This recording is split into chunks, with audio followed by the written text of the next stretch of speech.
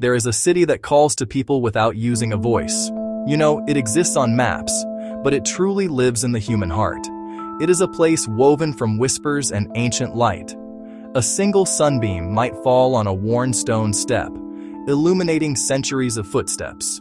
This is where the journey often begins, not with a ticket or a plan, but with a quiet pull. It is a feeling that something important waits there. People from all corners of the world feel this same gentle summons. They pack their bags for reasons they can hardly explain. They come seeking a connection that everyday life cannot offer. This city breathes with a rhythm all its own. In the early morning, the air is cool and smells of damp earth and baking bread. The sound is not of traffic, but of soft chants and the shuffling of feet on cobblestones. Bells may toll in the distance. Many travelers arrive carrying the weight of their faith. For them, this is not a tourist destination. It is the center of their spiritual world. They come to fulfill a lifelong dream or a sacred duty. Their pilgrimage is an act of devotion, a prayer made with their entire body. They walk the same paths described in their holy books, touching stones that bridge millennia. The air is thick with prayers, a chorus of devotion from those who came before. A pilgrim might light a small candle, its flame a tiny beacon of hope.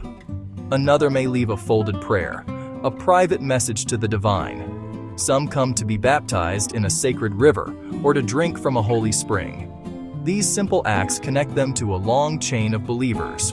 Faith here is tangible. Sights, sounds, and scents blend into reverence that quiets the mind and opens the heart. For the faithful, every sense reminds them why they came, seeking peace in a world of noise.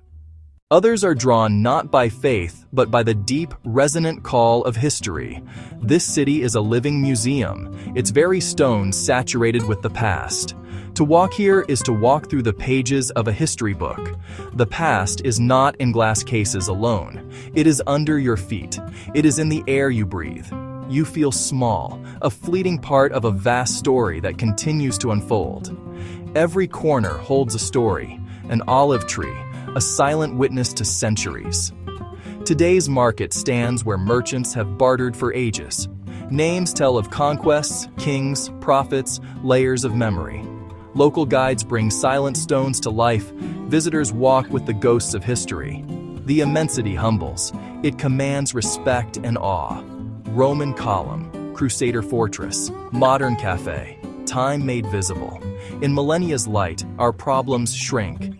The city becomes a teacher of building and destruction, faith and doubt, peace and conflict. Beyond faith and history, many seek something more personal. They come for change. The journey tests them. Long days of walking, unfamiliar foods, crowded spaces. There are moments of exhaustion, frustration, and doubt. I remember a woman, a librarian from Ohio, who came alone after saving for 10 years. On her third day, she wanted to go home until a vendor offered her an orange and a smile. In that moment, I didn't feel like a tourist. I felt seen. I felt held by the place. That small kindness changed everything. She went home braver, more open to the world. Change here is subtle, less a conversion than a quiet unfolding. Courage found, conversations renewed, grief easing into first peace. Distance from routine creates space where clarity can emerge.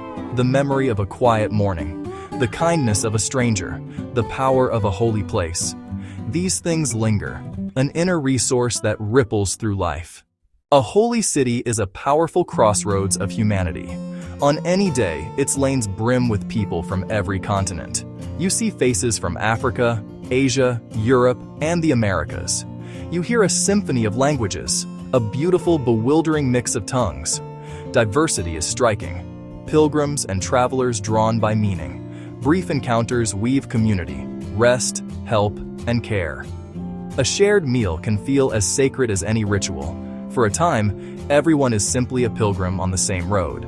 Labels, nationality, religion, politics seem to fade in importance. In sacred quiet, we feel like members of one human family. These meetings become treasured memories, threads of the tapestry.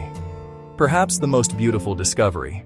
We are not alone on our journey. The pull is year-round, but seasons shape the flow. Festivals, spring and autumn are busiest.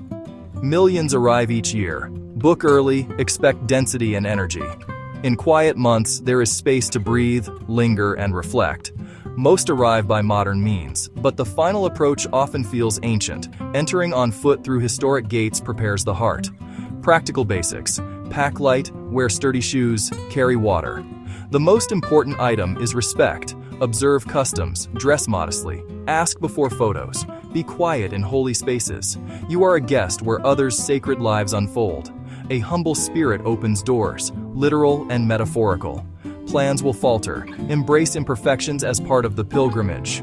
Do not rush. Be still. Let the city speak. The truest discoveries are unplanned. What journey is your own soul quietly asking you to take?